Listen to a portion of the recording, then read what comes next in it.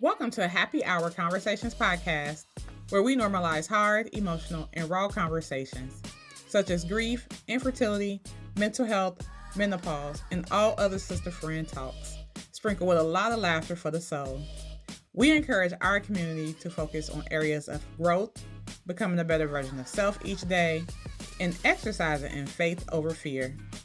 As we redefine ourselves as life shifts and we rearrange the puzzle pieces. I am your girl, Tamekia R. Moon, and in this first season, we are focusing on grief, a journey that we will experience but rarely discuss and normalize our feelings.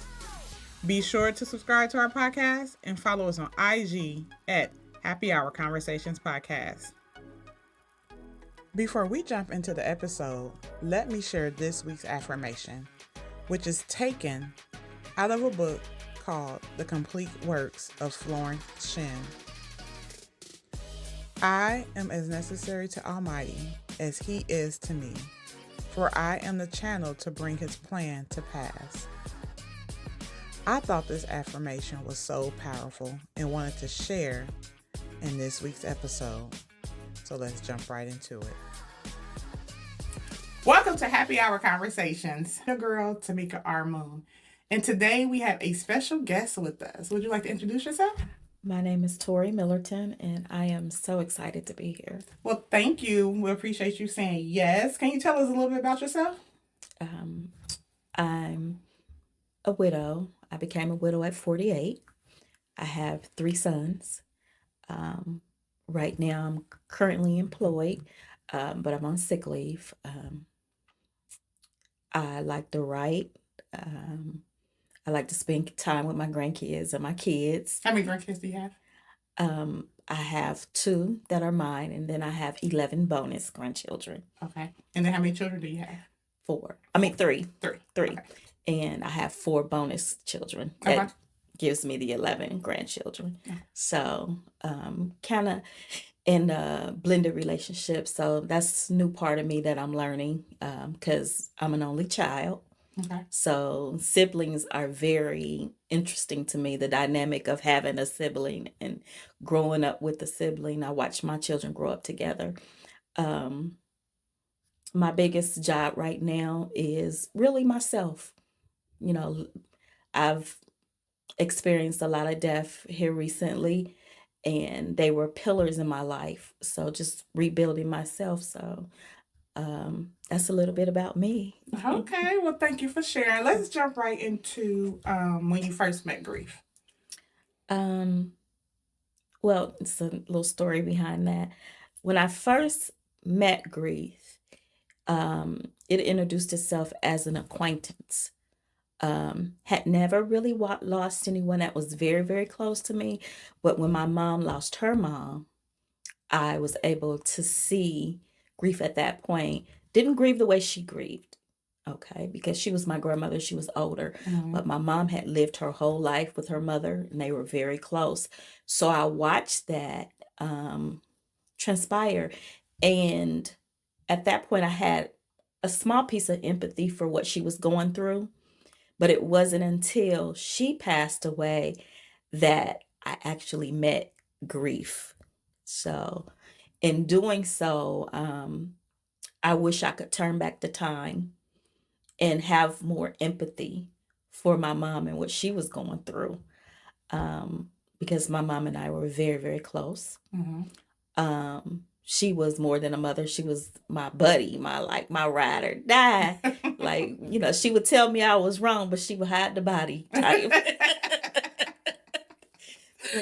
I love that. When your mom was experiencing grief, you watched her go through the emotions of it, but did she ever talk about what she was going through and what she was feeling? She really wasn't capable of articulating it because at that time, let's give a timestamp to that. That was probably maybe 20 years ago. And at that point, she was taught to, push those feelings down. There's nobody to really talk about. So she maybe acted out more than she verbalized. I could tell she missed her mom. I would see her cry, but we never had a conversation exactly, about grief, Mm-hmm. So no, we really didn't communicate with that. I just observed her go through it. Okay. And you said that there were some other individuals in your life that you lost that were pillars. Who else Yes. have you lost in your life? I've lost my mom, first of all. I told you that. That was 10 years ago, 2012. Um, I've lost my father-in-law, which was very close to me. Um, I've lost my dad and my husband. Those two were really pillars in my life. Um, with me being an only child, um, it kind of, the way it happened, it snatched the breath away from me, basically, because I lost my dad August 7th, 2021, and I lost my husband September 19th, 2021. So by the time I really wrapped my head around my dad being gone, you know, it was time for me to bury my husband. So it was very hard, very hard. With grief, I would never tell anyone that you get over grief. I think there's stages. And with my mom, as she's been gone 10 years, it was a period of acceptance. Okay, she's gone. Then it was a period of reflection. I accepted she's gone. What are you going to do about her being gone? Because, she's gone. There's nothing you can do to bring her back. At that point, it was kind of taboo, but I did seek help. I went to see a grief counselor, and she gave me a pearl. And I would tell her I would just miss talking to my mom. I miss picking up the phone and, just telling her what happened, because I would call her when things were good. I would call her when things were bad. Didn't matter. She got the call. Mm-hmm. Mm-hmm. Now, what did the pearl represent? Just something very precious. So the pearl this is what she told me. She said, you know your mom so well, you probably could have that conversation with yourself because you knew what she was going to say. So she said, go ahead, have the conversation and let her respond in your voice. And I did. I love that. Yeah, that's why I call it a pearl. I love that. Yeah. Because I know I would tell her stuff and knowing what she was going to say when I told her anyway. And my mother was a comedian in her own right. And the biggest thing she taught me is to know how to laugh at yourself. Learn how to laugh at yourself, because people, they're going to laugh at you, so you might as well laugh at your own self. So when you went to grief therapy, is it something that you found on your own, or did somebody make a recommendation to somebody? How did you find a grief therapist? It was something that I found on my own because I didn't know how to live life without her, because she's been here before without me, but I had never been here before without her. Ain't that something? Yeah. Ain't that something? Yep. I've never thought about it like that. She's lived life without me. I've just never lived without her. Oh, wow. So I had to get some tools because I wasn't coping very well. And it seemed like I would have had a little practice seeing her mom pass away and how she reacted. But I couldn't do it on my own. And so I did some research, and I found an older lady that I went to talk to, and she was very helpful. Okay. Very helpful, because we're so hard on ourselves. We are our worst critic at all times. We are. Very true. And I was doing things that needed to be done, but I wasn't myself, and my therapist told me, she said, well, are you getting out of bed every day? Yeah. She said, you're winning. Are you trying to put one foot in front of the other? Yeah, I'm doing the things that have to be done. She said, continue to do the things that have to be done, and you'll create a system for yourself, because you and your mom were on a certain system, and now there's a piece there, like you said with your mission statement, rearranging the pieces of the puzzle. And sometimes you're going to have to fix that puzzle without some of those pieces, because what we do understand is in life we have death. Yes. It's certain. And I don't think you can prepare yourself for it and how you're going to feel, because it's that 2020 hindsight. Mm-hmm.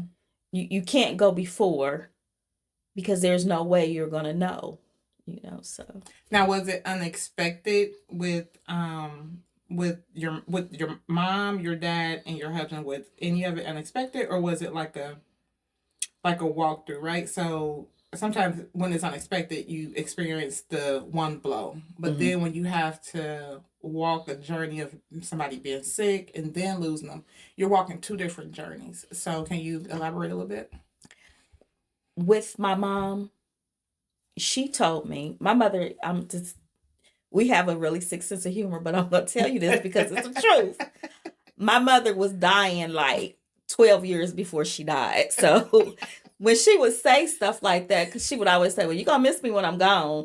Or you know what, you're going to so-and-so when I'm gone. Or all of, how your parents put the guilt trip on you. Mm-hmm. Like, Mom, I don't have time for this today. Yeah, you're going to wish you had a maid time. So she was really dying for like 12 years. So I really should have been prepared for her leaving, but I wasn't. So she had went to the doctor it was a Wednesday. Mm-hmm. And I guess with her vitals and everything being the way that they were, they told her, that she probably didn't have much time. They told her if she wanted to, she could call hospice in or she could go to hospice. They were going to, send her to hospice. She said, no, I don't want to go to hospice. So when she called, I talked to her. She said, well, yeah, they told me, I could go to hospice or I could have a hospice nurse come, and keep me comfortable. And I'm thinking in the back of my mind, I'm like, she is so extra, right? But at this point, I knew my mother was sick, and I didn't want our last interactions to be me and her going back and forth. So at this point, I had reserved in my mind whatever she said she want to do. She gonna do it. I'm gonna let her do it. I'm gonna help her do it. She want to go to the moon. I'm gonna get her the moon suit to go. Just so she's happy because those are the memories I wanted. So she calls and she tells me, like, I'm not going to hospice. I said, well, they said you could have a nurse come. I don't want no dead nurse at my house. I said, well, first of all, it's not going to be a dead nurse because the dead ain't coming. She said, well, you know what I mean? The nurse to take care of dead people. I don't want them at my house. I said, well, honey, if you don't want them at your house, then don't have them at your house. And she goes, anyway, Tori, you know what? I said, what, Mama? She said, I done decided I just ain't gonna die. I said, oh, okay, that's a good decision. We talked and, we got off the phone. So we talked maybe 4 or 5 times a day. So that following Saturday rolled around and I called her. She didn't answer. I was supposed to give her a bath. She wanted me to do it. And then the lady that used to help take care of her would come over and, do little stuff around the house. So I called, she didn't answer. But my mother, she slept all day and she stayed up all night. She was like a newborn baby. So that was kind of the norm. That was the norm. But I said, okay. I had some errands to run. And so I left her alone. I called back. No answer. Went to Cincinnati. I live in Dayton. So I drove to Cincinnati, which is like 35 minutes. And no answer. Then I got a call when I was on my way to her house. It was her caretaker, which was like one of my best friends. And she said, well, Tori, where are you? I said, I'm on my way to y'all. What y'all heifers over there doing? They answering the phone. She said, Tori, where are you? And I thought she was going to tell me, go to the hospital. Something has happened. But she said, I need you to pull over and I'm going to come get you. And out of nowhere, I heard this scream. And I just pressed the gas. I didn't stop at no lights or anything. She was telling me my mom was gone.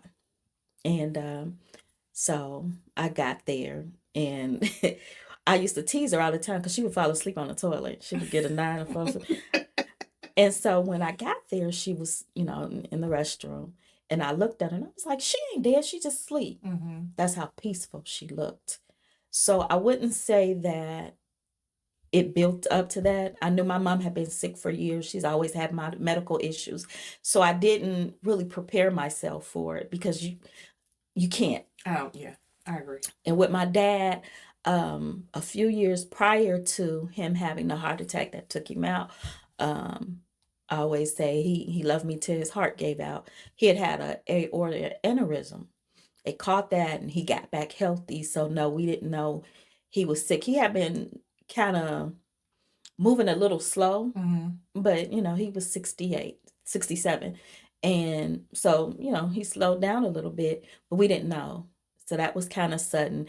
And I thank God that he didn't suffer. We went and it was maybe like a 2-day thing. That night, they called and told me he was sick. And he had a heart attack. We went out there and they tried to save him and bring him back and everything. And he just never recovered. So it was kind of sudden. Okay. But that's the proper order of things. You are supposed to bury your parents. They don't want to bury their children. So all is right with that. I still miss my parents. With the spouse, it was totally different. And even if the time had been different, it probably would have been something that um, disrupted my life completely. Because this year we would have been married 30 years. Mm-hmm. I've been knowing my husband since I was 12 years old. Me and him were best friends. Mm-hmm. Um, and so he had COVID. And so we both were sick at the same time. His to me was sudden because even as him laying in ICU, in my mind I couldn't fathom a life without him. I didn't make any preparations. I didn't, he was military for 10 years. So we had discussed, what his wishes were, as, being a married couple, each of us know. So I knew that. So we weren't talking about those things. And he actually, I feel like he suffered. And I watched that over maybe 28-day period. Mm-hmm. So to me, it seemed like it was stretched out. But when I go back and look, it was a short time. It was a short time for me to say, okay, he's ill. Wait a minute, he's this ill. Oh, he's not going to make it. So that was very devastating for me. How do you, and I don't even know if you can, but your children, because they've watched you Mhm. deal with the passing of your mom, then your dad, and then your husband, which is their dad. Mhm. Do you talk to them about what you're going through, your feelings, and or do they talk to you about what they're going through and how they feel? Okay. Well, they're guys. Yes, so I have 3 sons. Um, Grace.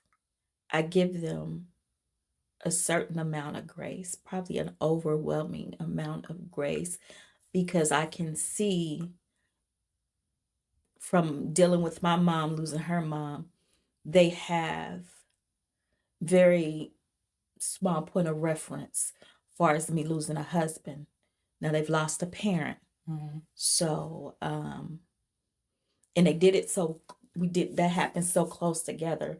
And again, they were pillars in their lives. So their reaction to me, I have my middle child. I'll go here.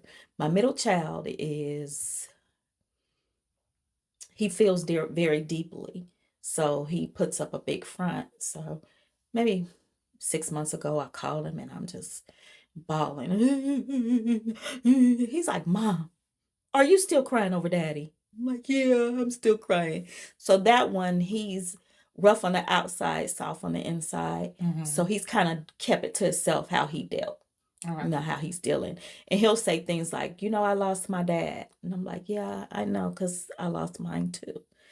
So I don't get that type of support from them.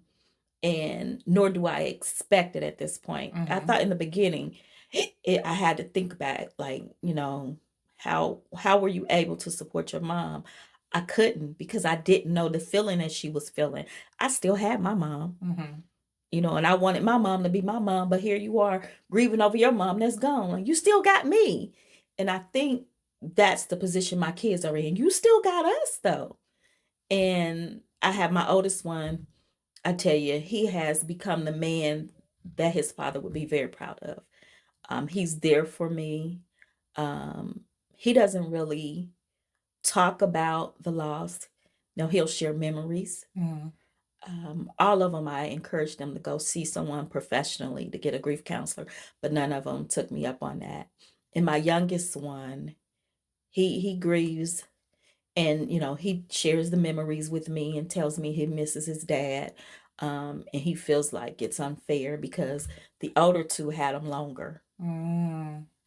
So their grieving is, I think, more private.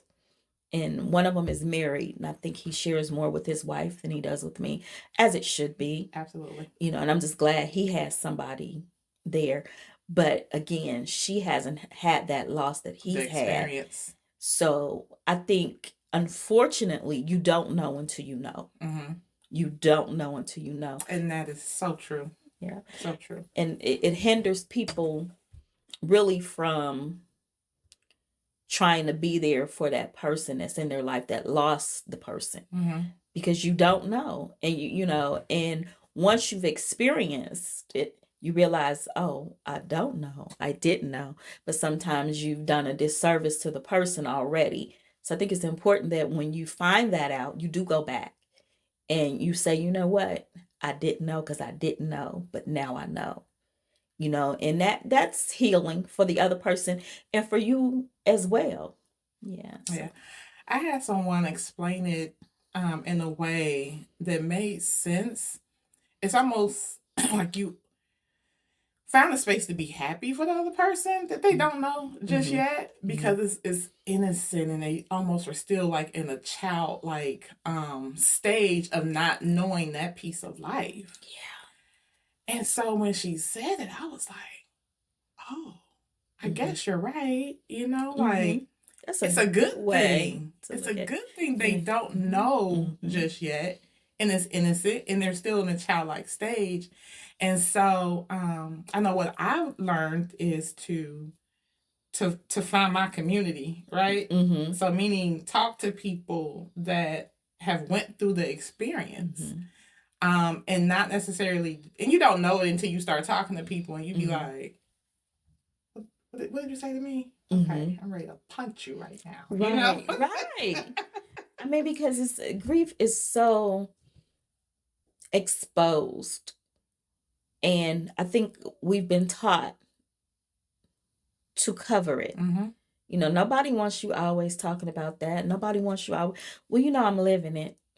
And so that's the way I actually progress, is talking about it. Because sometimes it's still unbelievable for me. Like that, they're not here. And I feel alone sometimes. I mean, very alone.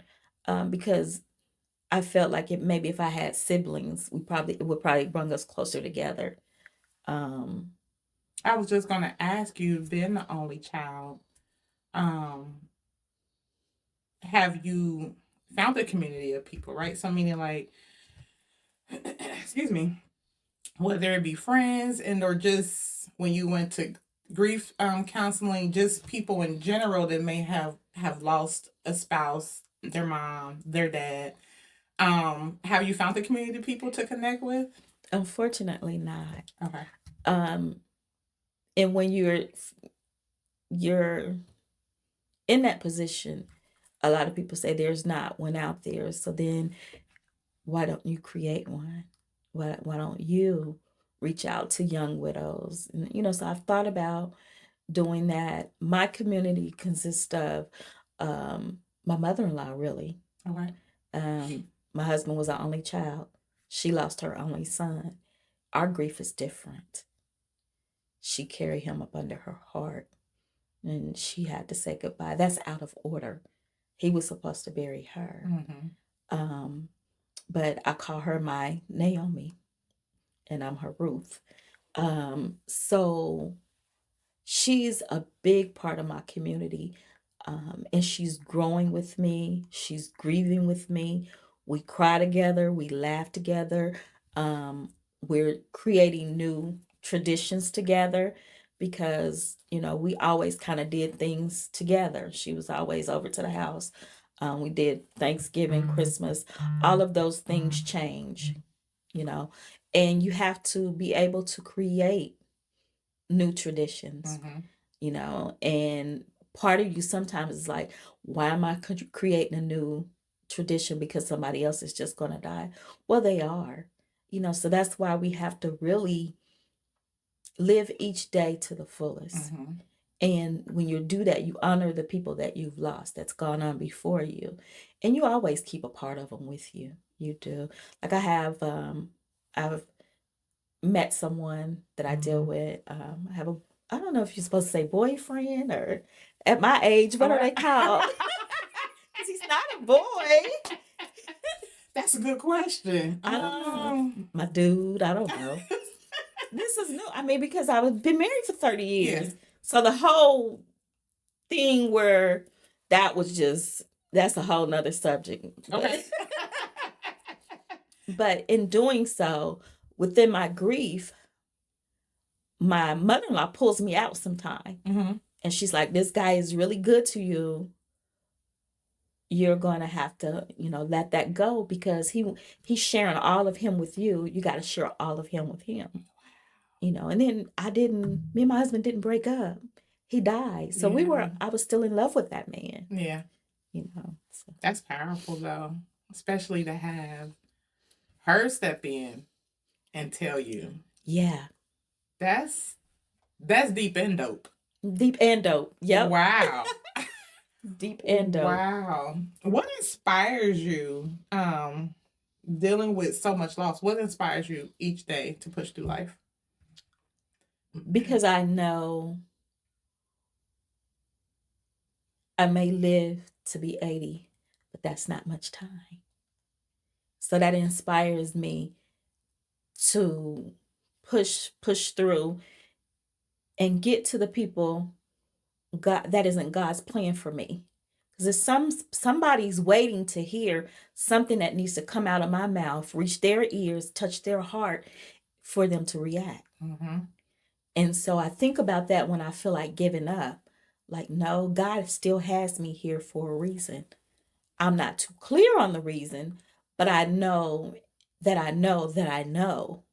it's for a reason. So I try to just let my light shine. And when I get to the place to where, because to be honest with you, I didn't want to be here anymore without my husband.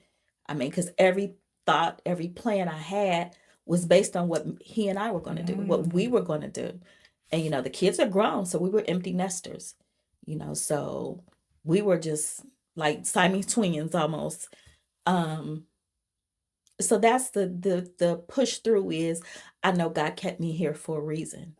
And he took them, and we say they die. Well, they get to die. It's not that, oh my God, they die. They get to die. They're resting. Things of this earth, we still worry about bills, jobs, the IRS and everything else. They're not worried about that stuff. They're resting. They got to where God needed them to be so he could pluck them. And just think, I believe, and this is just my belief, that God has a plan. He knows when he's going to take you. He knows when he's going to take me. And if we're plucked prematurely, then what would we mess up? If we're plucked after we're supposed to, what would we mess up? So there's a certain time, and we have acceptance has to come with that. And it's okay to cry. It's okay to miss that person, because that never goes away. I still cry about my mother, and it's been 10 years. And I still wish she could see me be like her. Because when she passed, I was not. Like, I'm so her. Oh my God, my mannerisms and everything. Yeah. Yeah, I love when you said that that it doesn't go away. That grief does not go away. No. Like it's here to stay. And as you have pointed out, that your mom wasn't able to articulate what she was going through in that time frame, that generation, they didn't talk, right? No. They didn't talk about their feelings. And so that's one thing I do wish that I would have had, maybe, just to know, but it wasn't until I'm on the other side where it hits you like, oh, this is what you were going through. But when I sit back and think about like all of the older generation, I'm like, none of y'all talk. nobody. had went through so much grief. A lot of them buried their children, siblings, and I had no point of reference for that because, for one, I didn't have siblings. But as my mom's siblings start passing away, she was one of the first. So after she passed away, she has one sibling left. Okay. There was 7 of them. So I watched all of her, siblings, and they were so close. And part of me understands why the time happened, why it happened the way it did, because my mom was so close with them. I kind of was glad she was gone so she didn't have to see that. Okay. It was kind of like the happy place. Like, you didn't have to see how your 2 older sisters left, your brothers and all of them, because a lot of them, they were sick. Most of, they died being, sick. It wasn't from old age. So part of me is like, that hurts, but I'm glad she didn't have to go through that, Yeah. So walk us through your mental and physical being every day. Do you have like a routine that you do to kind of help you be stable mentally and physically? Just share with us what that looks like in dealing with grief. In dealing with grief, I'm going to tell you, I probably wouldn't get an A in the class if it was a class. I would probably be on the curve and getting a C. Okay. Now, outside looking in, you would probably think, oh, she probably get an A. But no, I have, to be honest with you, I'm still trying to create a routine because my husband created balance in my life. He was the military person.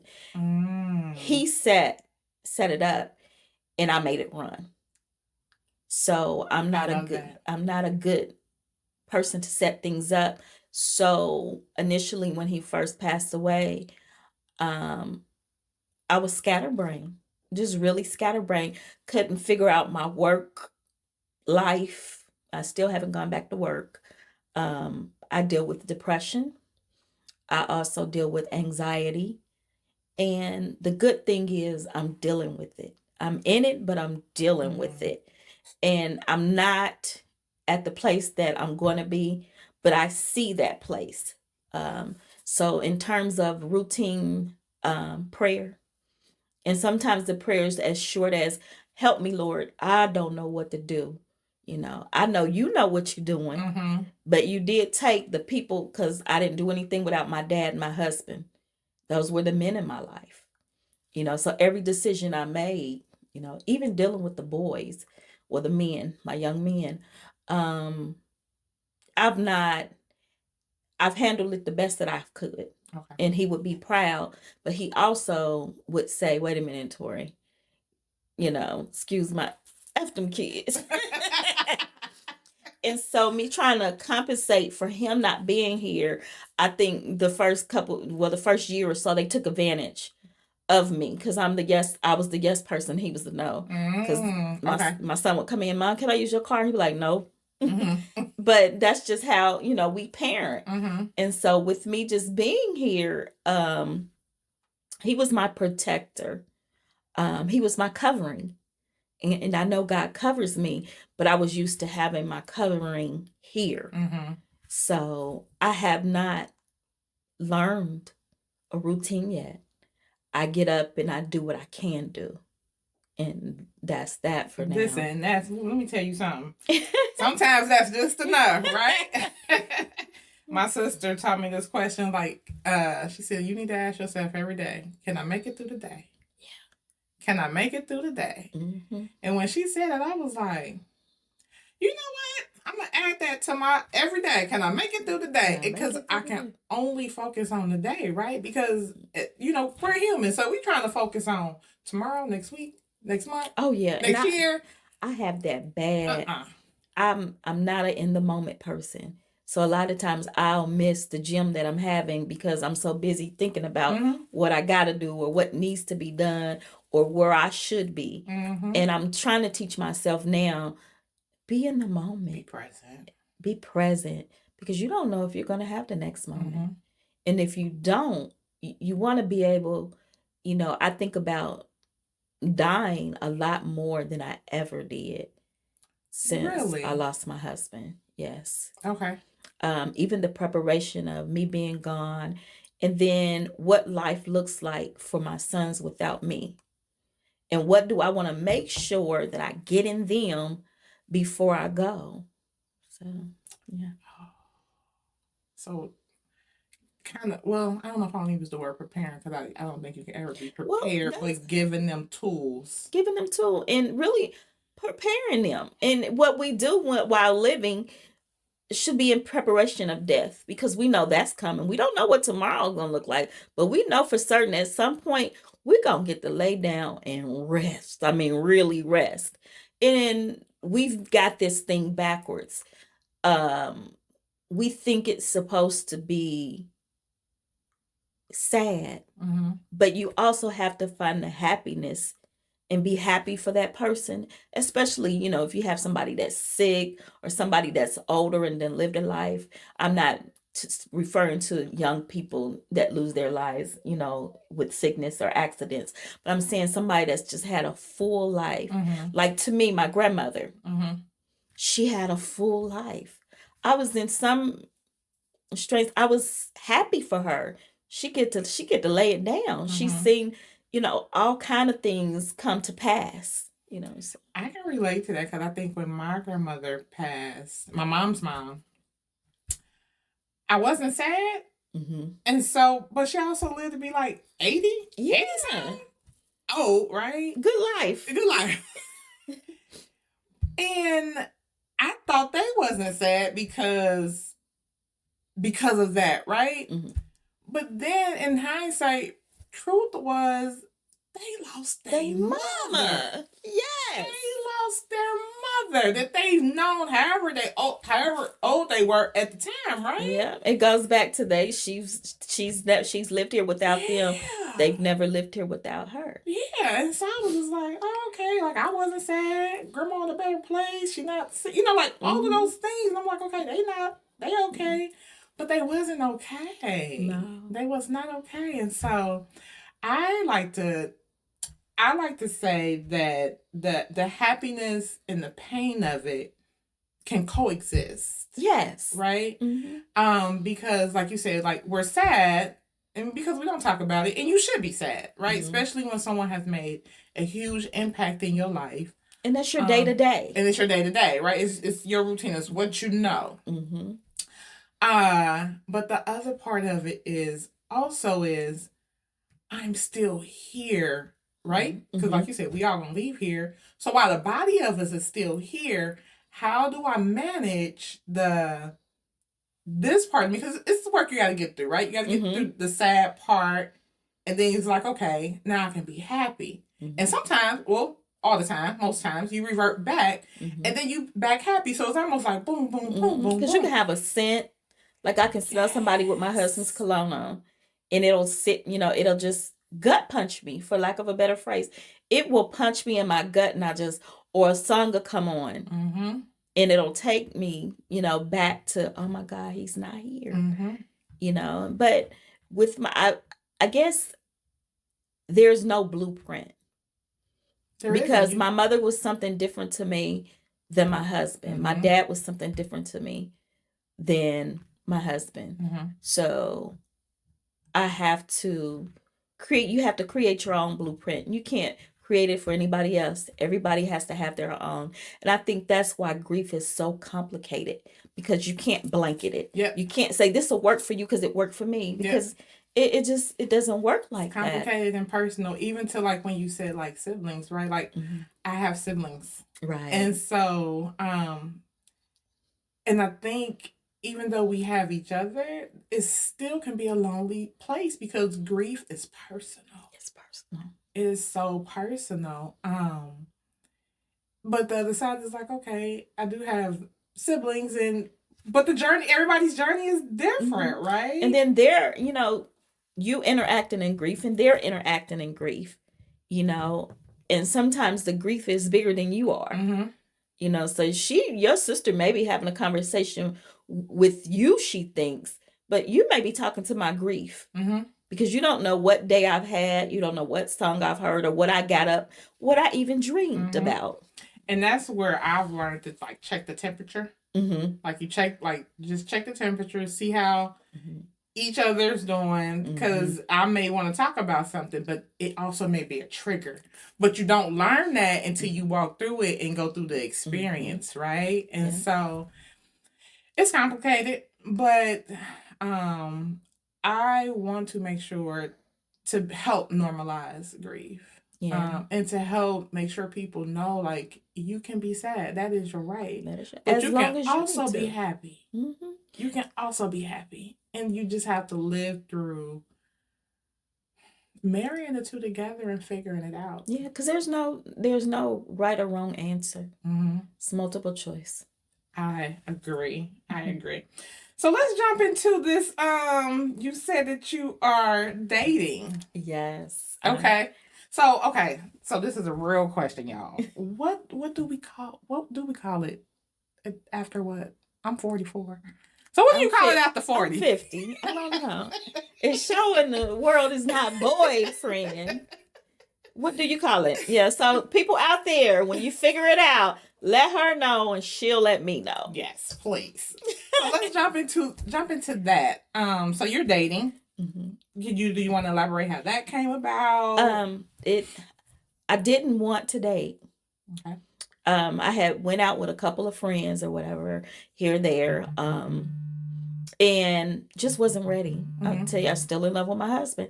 So none of them were him. So I wasn't really feeling anything. So I had got real close with a friend, and I had to keep explaining to him, I don't look at you like you're looking at me. And it was hard for him to understand. So I started pulling back from that friend. So I had a trip, and we were going, and I wasn't coupled up. Most of them were coupled up. Other guy that wasn't coupled up had known him for years, but he was married. I was married, so we never looked at each other like that. And just so happened, we just linked up. He was just like a person that has always been around. Okay. You know, I knew him.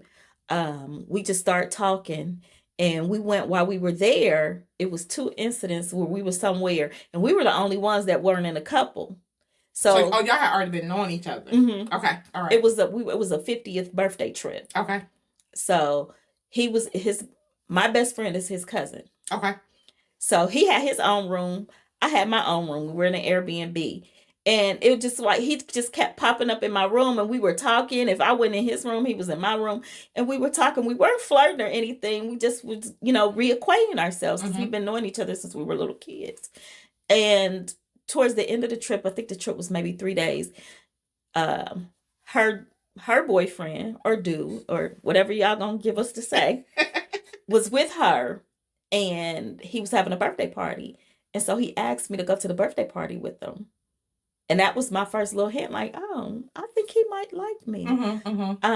But what was good was I was able to be myself, and he knew the grief that I was experiencing, that I was a newer widow. Okay. And he wasn't trying to be with me, sleep with me, or anything. He was just trying to be a friend. And the neatest thing about him was me and my husband, we were wanting to travel. So I take his ashes everywhere I go. Okay. And I sprinkle some in a body of water. And that particular trip, we had so many people wanting to do so many different things. The day that we were supposed to go to the beach, we were going to cancel the beach trip because we had something else we needed to do. And he wouldn't let them cancel the beach trip because I had told him privately, and show him the locket that I had on. This is, I want to put this. He was like, no, we're going to the beach. And he had one of the rental cars, so he was driving. He was like, y'all go wherever y'all want to go, but we're going to the beach.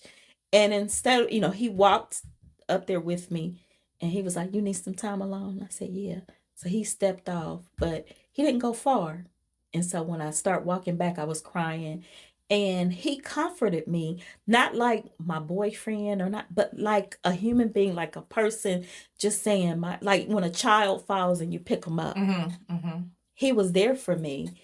And it just grew from that. He's just we've been inseparable ever since. And girl, you gonna make me cry. He knows, that I love my husband. And I tell him all the time he died happy. And it's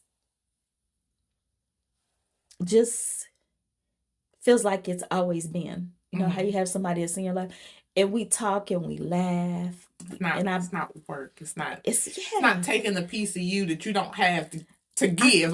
It's just it falls right in the puzzle piece. Yeah, I can be naked in front of him, you know, and show my grief, show that I'm hurting, that I'm having a bad day, I'm missing my husband.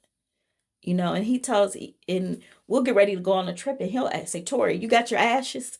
And I'm like, oh yeah, let me grab them. And I asked him, I said, does that bother you? Because I want to know how he felt about it.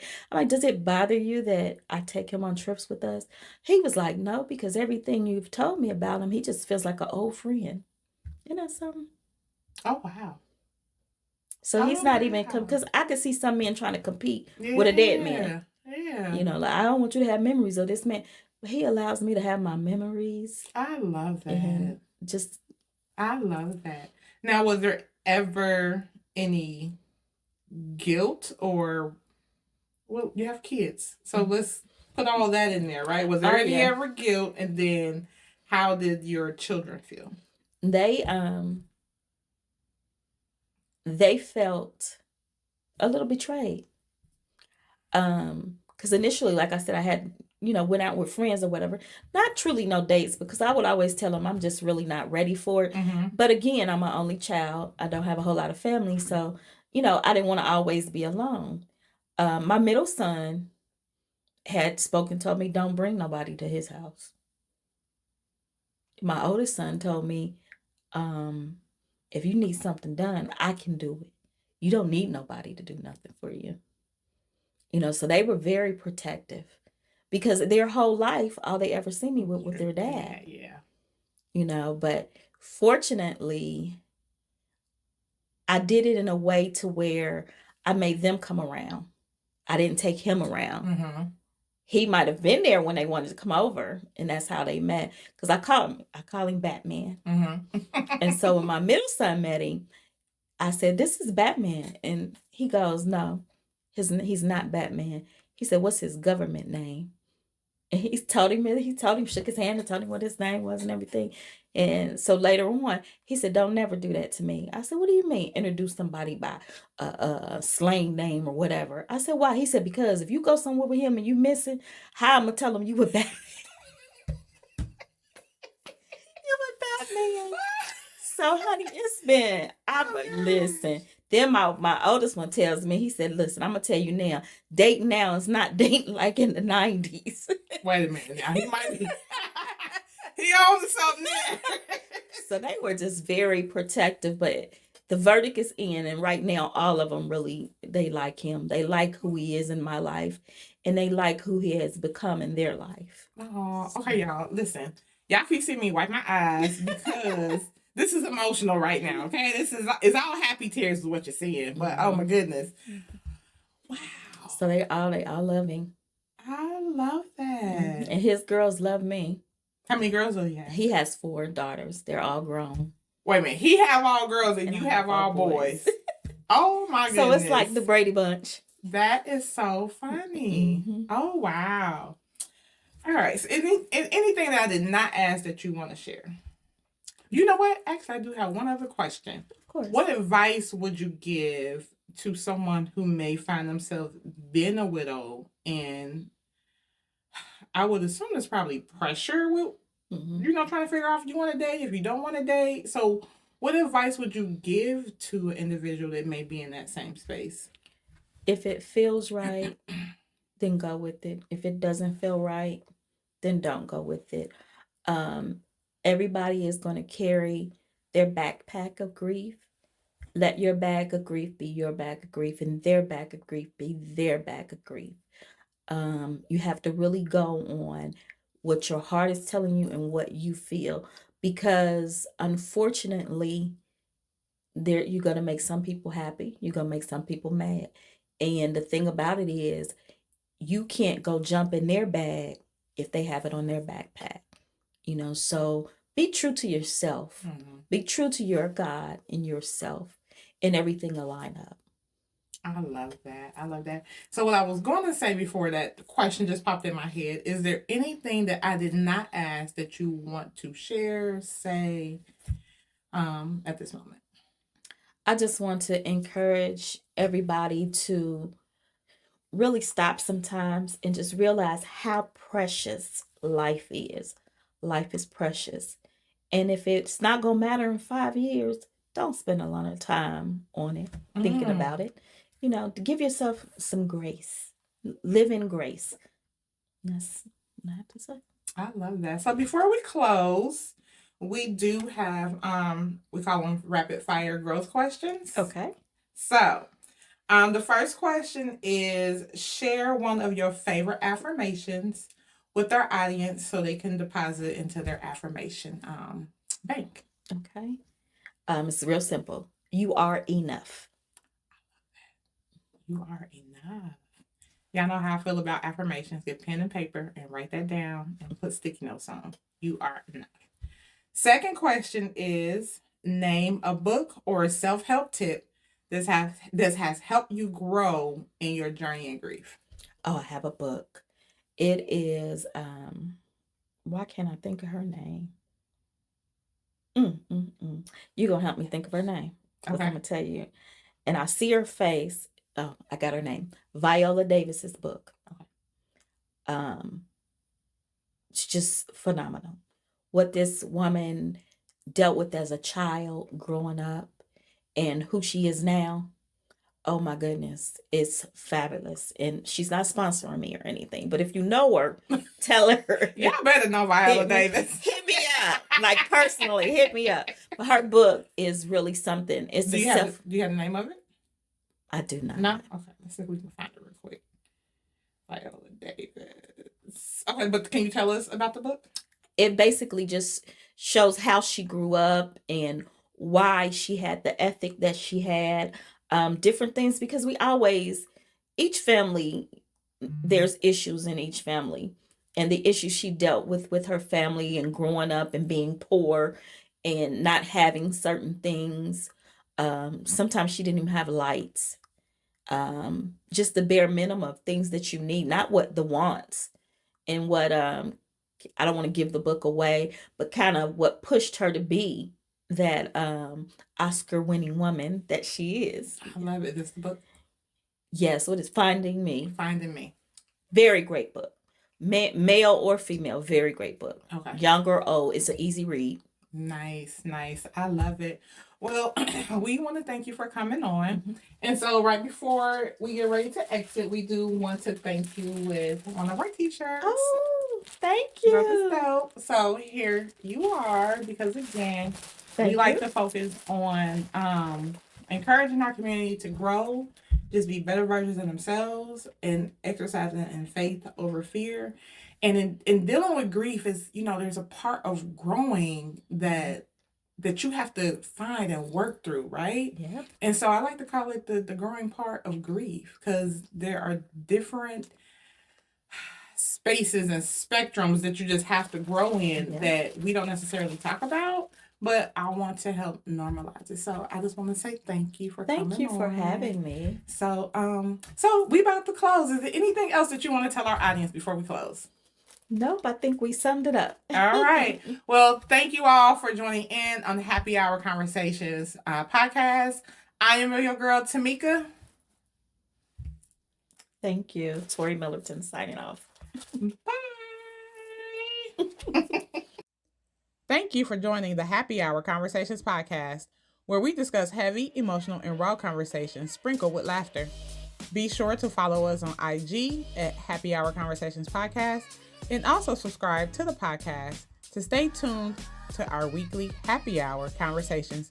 I am your girl, Tamekia, our moon, and I'll see you next week.